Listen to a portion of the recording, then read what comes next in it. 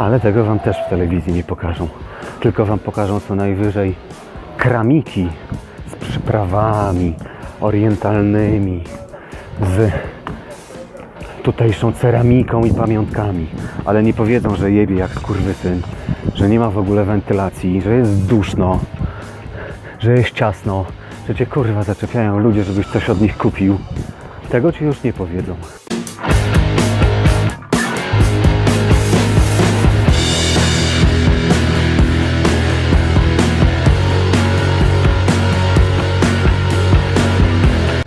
Wiecie co? Usiadłem sobie właśnie, albo nawet zmienię to miejsce, tam chyba będzie lepiej widać.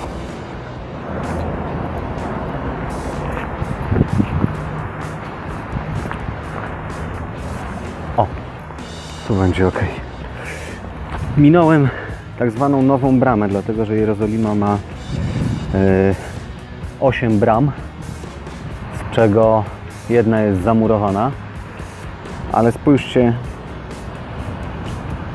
za mnie.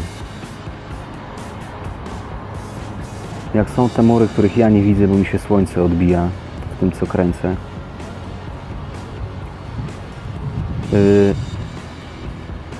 Ile tu ludzi, kurwa, zginęło? Jak człowiek jest, wiecie co, jak to miasto ma gdzieś tak z kilometr na kilometr, to jest twierdza. Malbork widziałem, więc porównanie mam. Zresztą nie tylko Malbork. To jest twierdza. I kurwa, od momentu jak to miasto powstało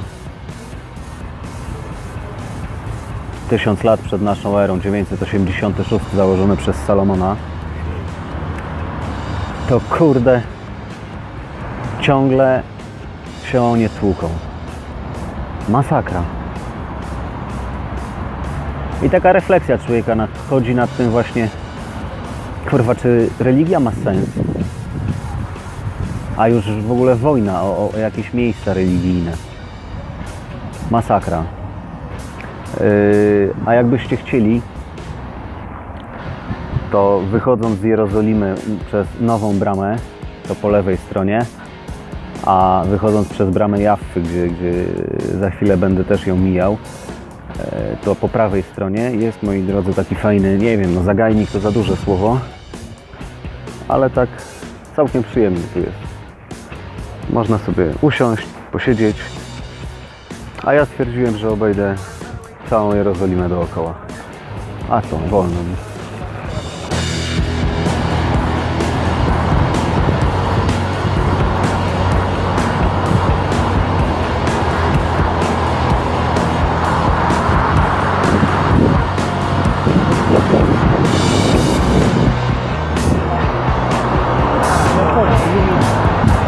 Pomyślcie teraz,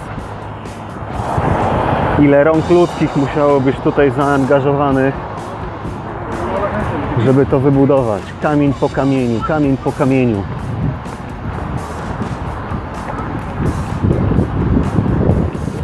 To ma 7 metrów.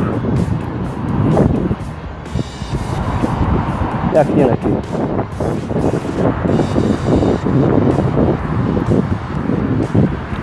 O, a tam przed nami, moi drodzy, jest brama Jaffy. I to jest ta, o której mówiłem, że jak przyjedziecie sobie tramwajem z dworca autobusowego, linia numer 1, to z tyłu jest przystanek, od którego trzeba ten kawałek dojść, albo można wejść od razu, skierować się bardziej na lewo i wejść przez nową bramę, przez Newgate. I met a guy outside the industry. He was walking today. Potężne miasto. W końcu Jerozolima. Nie najstarsze miasto świata, absolutnie nie, ale stare. Najstarszy Ur i Uruk. I chyba Troja.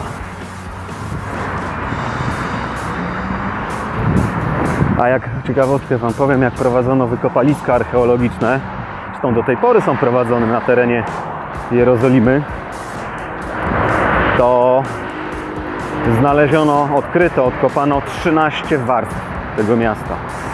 Czyli 13 razy musiało być doszczętnie, znaczy no nie doszczętnie, ale musiało być na tyle niszczone, żeby budować nowe warstwy. Zobaczcie, tam na dole też jeszcze jakieś ruiny podziemne.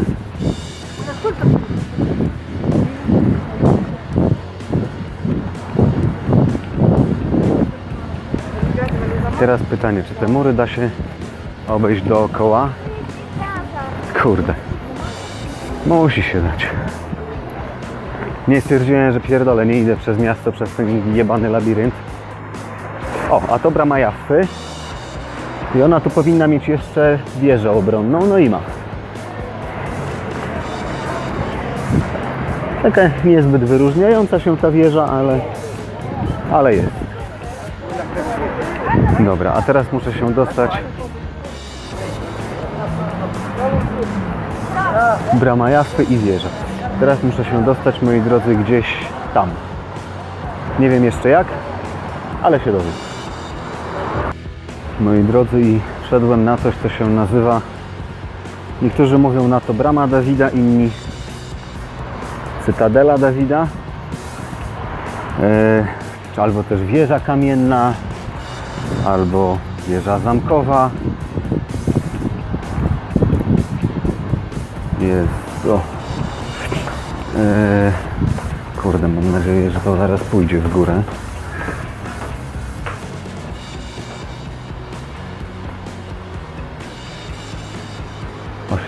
Szekli za dorosłych. No dobra, niech stracę. Drodzy, to udało się wejść.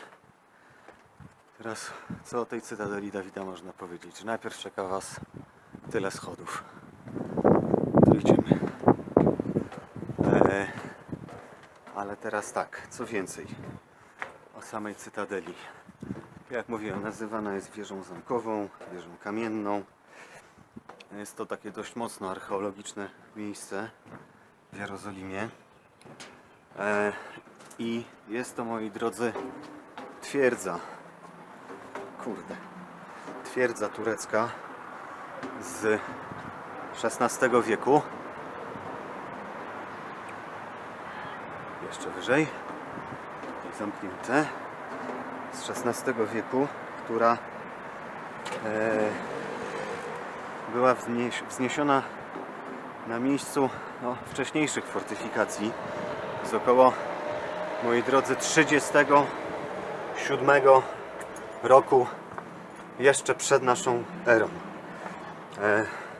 Stały tutaj, no bo teraz już nie stoją, ogromne takie wieże chroniące właśnie położone nieopodal Pałac Królewski Heroda Wielkiego. O, to teraz kurwa, tylko żeby to nie był jeden z tych głupich momentów, kiedy zgubię telefon, ale poczujcie się przez chwilę jako obrońcy Jerozolimy. I stąd Was atakują. A Wy na nich smołę zrzucacie i inne kamienie. I strzelacie z łuku na tych, co stamtąd by Was atakowali.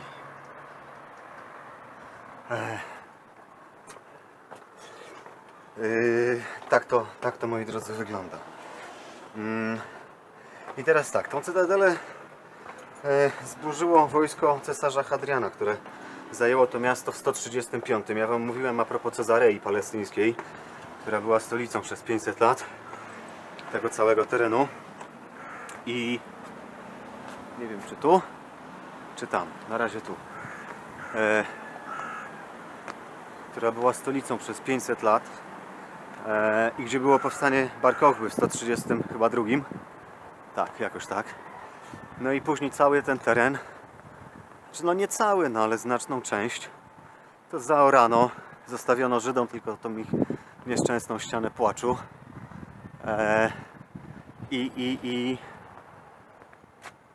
No i później odbudowywano to od nowa jeszcze parę razy. W ogóle nie widzę, czy mi się nagrywa. Tak, dobra. No tak to jest, jak pod słońce albo jak się nie umie jeszcze nagrywać. Co dalej? Później, moi drodzy, w średniowieczu pielgrzymi widzieli w tych ruinach pozostałości, moi drodzy, pałacu biblijnego króla Dawida, który właśnie, no tak oni myśleli, że tutaj miał ułożyć starotestamentalne psalmy. Przy czym oczywiście jest to wierutne kłamstwo. Kurwa, i teraz nie wiem, czy mi się głos nagrał. Jezu. Tak, nagrał się. Ale miałem przed chwilą wrażenie, że mam wyjęty kawałek słuchawki z tego jacka. Znaczy jacka z wejścia. Na czym ja skończyłem, moi drodzy? Aha, że miał to być niby dawny pałac króla Dawida, który układał starotestamentalne psalmy. No oczywiście on ich nie układał, ale że tylko on był taki sławny, a tych, kto ułożyli, to nie wiadomo kto ułożył, więc przypisano jemu jako królowi i tyle. To samo z pieśniami Salomona. Natomiast to miejsce, które dzisiaj widzimy, oglądamy, chodzimy sobie po nim, gdzie dzisiaj się ta cała cytadela Dawida znajduje, to, moi drodzy, w X wieku, czyli właśnie w czasach Dawida, no to miejsce było jeszcze w ogóle niezamieszkane tak naprawdę. Dawid sobie tam urzędował całkiem gdzie indziej.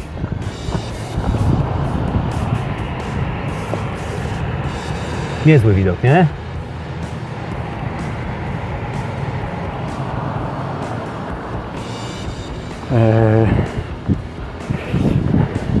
I cóż, ta część zniesiona przez Turków, moi drodzy, z XVI wieku, no właściwie stanowiła, no teraz to już tak średnio, część całego systemu obronnego Starego Miasta Jerozolimy, w zachodniej części murów, bo jesteśmy po zachodniej stronie. I później, moi drodzy, została wzniesiona jeszcze z rozkazu, o ile mnie pamięć nie myli, Boże, jak on się nazywał? Sulejman Wspaniały. Z rozkazu Sulejmana Wspaniałego w roku 1532 została jeszcze wzniesiona brama Jawska, którą Wam pokazywałem jako takie dodatkowe umocnienie tej cytadeli.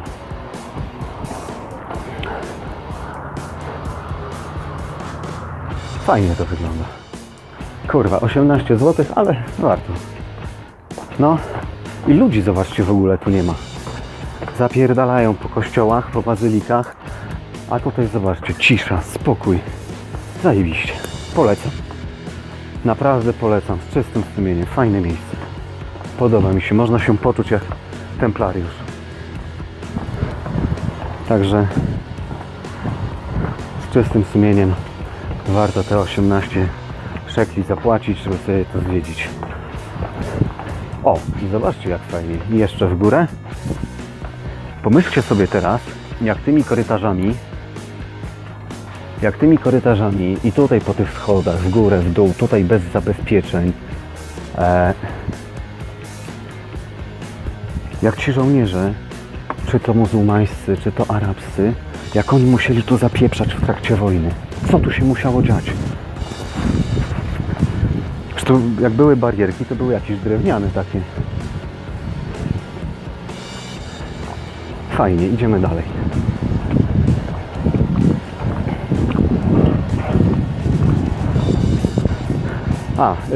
Tomb of Kings był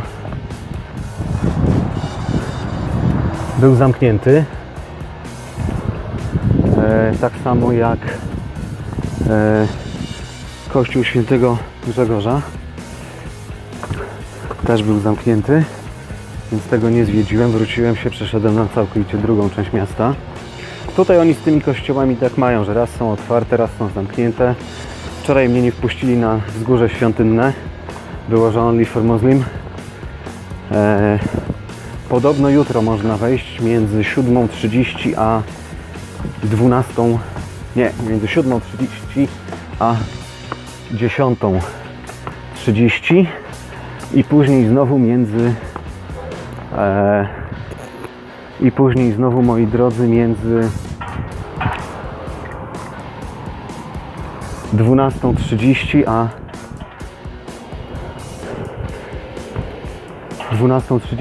13 albo 14. Zobaczcie, kurwa, jaki syf.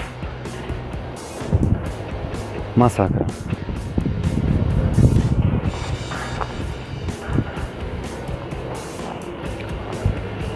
Ciekaw jestem tylko, gdzie ja wyjdę.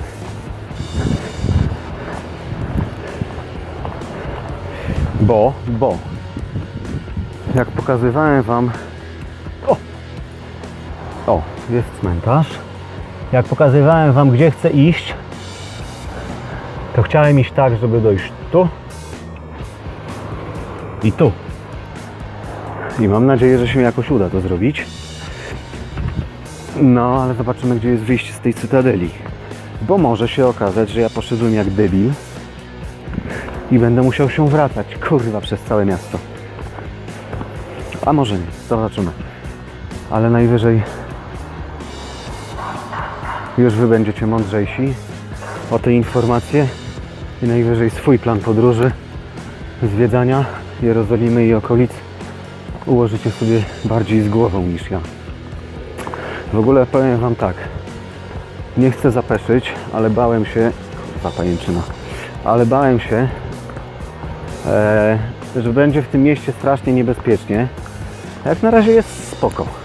No, patrzą się na ciebie jak patrzą, bo widzą, że nie ichniejszy. Ale jest bezpiecznie. Nie wiem jeszcze jak nocą. Znaczy nie wiem, no trochę wiem, kurwa, bo zapierdalałem wczoraj szukać tej kafejki internetowej, żeby tą kartę pokładową wydrukować. Nie było to przyjemne, zwłaszcza jak się chodzi samemu. Bo wiecie, no nawet jak tam się idzie we dwójkę, w trójkę, no to zawsze inaczej. A ja się wybrałem na tą wyprawę sam. Ta grupka Polaków, o których wam mówiłem, gdzieś tam sobie poszła, nie wiem co się z nimi dzieje. Także znowu zwiedzam samotnie, ale mam już przynajmniej w miarę dobry plan miasta. I dzisiaj się jeszcze nie zgubiłem. Ale jest dopiero 11.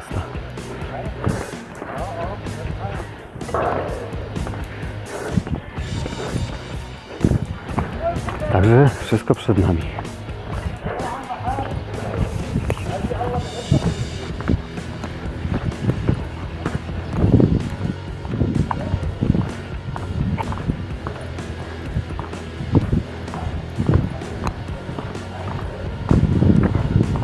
Ale te kościoły fajnie wyglądają. Tak naprawdę dla mnie takie chyba dwa ostatnie punkty, które chcę odhaczyć. Przedostatnie, no bo jeszcze chciałem wejść. O, tam jak widzicie w oddali jest kościół, jest Górze Oliwne. Jest tam właściwie dwa tarasy widokowe. Lepszy jest ten drugi, położony trochę niżej, bo jest bliżej Jerozolimy. Chciałem odhaczyć jeszcze kopułę na skalę i meczet Al-Aqsa. O proszę, boisko.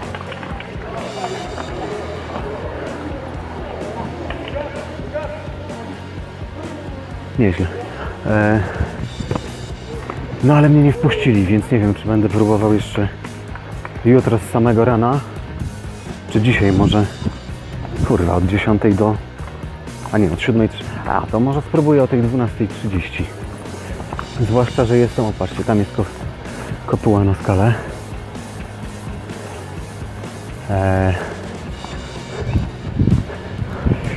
Zwłaszcza, że jestem, kurwa, prawie po dobrej stronie miasta. Tylko co wtedy z tymi dwoma kościołami, bo myślałem, żeby jutro z samego rana tam zejść.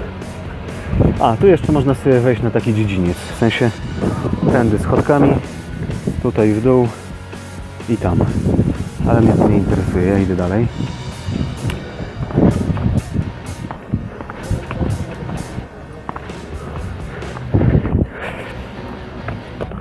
Jak mnie dzisiaj nie wpuszczą, to nie wiem, czy będzie mi się chciało jutro z samego rana wstawać, żeby zobaczyć to wzgórze świątynne. Kurde, no trochę szkoda by było. No ale...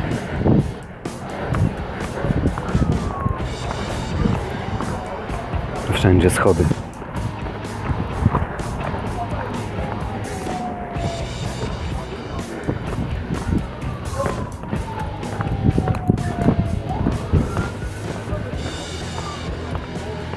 I teraz tak, z tamtej strony jak się robi zdjęcie Jerozolimy, to widać idealnie kopułę na skalę i to wszystko, co widzicie w telewizji.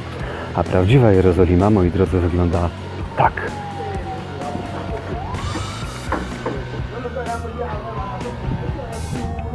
Jest różnica, nie? Ale tego wam w telewizji nie pokażą. Tak samo jak nie pokażą wam Starego Miasta w nocy, tak jak ja to zrobiłem.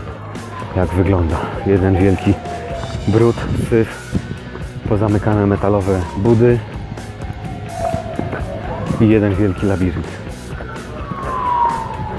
Ale tego wam też w telewizji nie pokażą. Tylko wam pokażą co najwyżej kramiki z przyprawami orientalnymi, z tutejszą ceramiką i pamiątkami. Ale nie powiedzą, że jebie jak skurwysyn, że nie ma w ogóle wentylacji, że jest duszno, że jest ciasno, że cię kurwa zaczepiają ludzie, żebyś coś od nich kupił. Tego ci już nie powiedzą.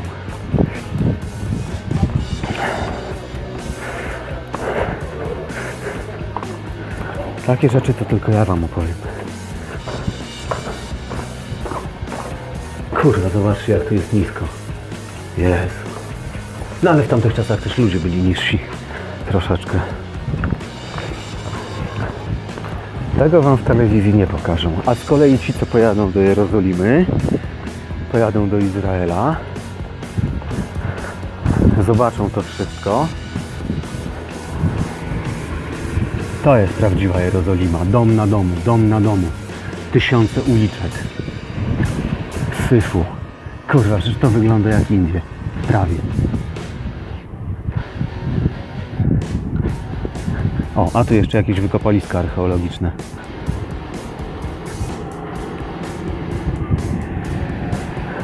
A ci, co wyjadą do Jerozolimy, wasi znajomi, to się podejrzewam, nie przyznają, tylko powiedzą: Jezu, wiesz co, byłem w Jerozolimie, jak super, jak świetnie, jak fajnie, jak zajebiście. No to owszem, jest tu wiele pięknych miejsc, wiele pięknych kościołów, jeżeli kogoś to interesuje.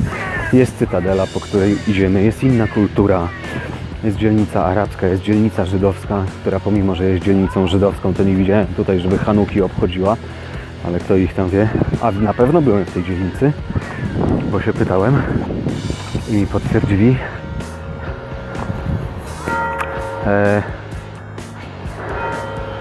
Więc co? No tego wam ludzie nie pokażą. I nie przyznają się często, tylko powiedzą o tym, co wypada. No bo co, powiedzieć, że co, że wydałem ileś kasy, pojechałem do Jerozolimy i było chujowo? No to tak słabo, nie? Ale chujowo nie jest spoko. Dupy nie urywa. Ale jest fajnie. Ale jest fajnie. A w ogóle zdałem sobie sprawę z tego, moi drodzy, że w ciągu jednej doby, bo mówiłem wam, że narzekałem, że nie widziałem 3 mórz. Kurwa, widziałem. Co więcej, nawet 4. A już wam wyjaśniam dlaczego. Po pierwsze dlatego, że jak leciałem samolotem, to widziałem Morze Śródziemne. Później, jak wiecie, byłem nad Morzem Czerwonym. Później nad Morzem Martwym, czyli 3 morza były, ale tutaj już sobie trochę naciągam, ale niektórzy, i to nawet w Tyberiadzie jak byłem, czyli sami tam tubylcy, na Jezioro Galilejskie często mówili Galileasia, czyli Morze Galilejskie, albo Tyberiasia, czyli Morze Tyberiackie. Także z tutejszą tubylczą kulturą, czy za nią też podążając, można powiedzieć, że zaliczyłem 4 morza w ciągu, no ale nie, no to trochę więcej niż jedna doba. 3 w ciągu jednej, a drugie no to już było po ptokach, bo zobaczyłem je po 19, po 20, a nie, zaraz.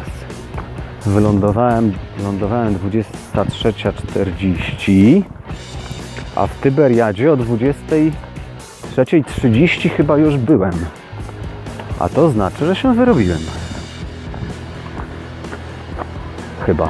Nie chce mi się liczyć. Jak coś to w 2 dni. I teraz czekajcie. Kurde, widać tutaj te 2 tarasy, ale słabo. Z których fajne zdjęcia wychodzą. One są mniej więcej tam, jak te drzewka rosną. O, to możecie tych drzewek szukać, jak będziecie schodzić z Paternoster Church. Dobra, teraz którędy? Tędy. Kurwa, przecież ja tu z plecakiem nie przejdę. Jezu, powymyślali. Ciasno jak w ruskim czołgu.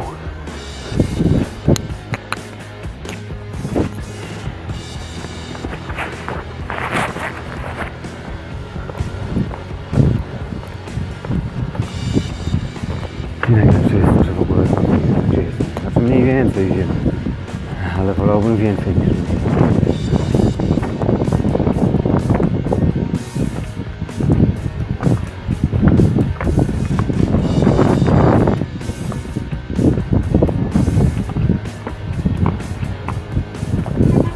To jest, moi drodzy, prawdziwa Jerozolima. O, właśnie to.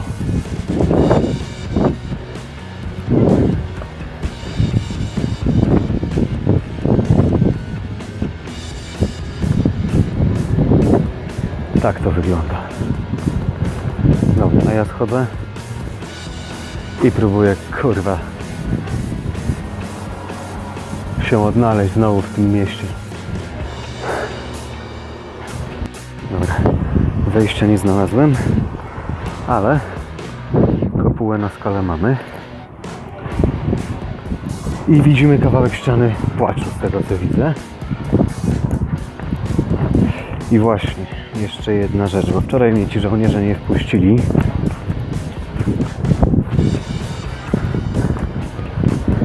A, w ogóle ciekawostka, jak już jesteśmy przy tej ścianie płaczu, czy ja tam już drugi raz nie będę wchodzić, no bo to na ścianę płaczu to tyle w internecie można wyczytać, że głowa mała. Ale jest tak, że jak oni tam wkładają te karteczki ze swoimi modlitwami, to tych karteczek jest wkładanych około 9 milionów rocznie.